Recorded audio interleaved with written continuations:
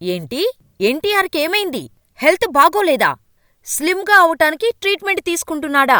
Arjun son of Vyjayanthi pre release ఈవెంట్లో NTR look చూసి అందరిలోనూ ఇవే డౌట్స్.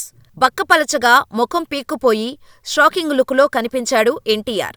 తారక్ మళ్లీ బరువు తగ్గటం కోసం ట్రీట్మెంట్ తీసుకుంటున్నాడని, అందుకోసం ఓజెంపిక్ అనే మెడిసిన్ వాడుతున్నారని రూమర్స్ వినిపించటం మొదలయ్యాయి.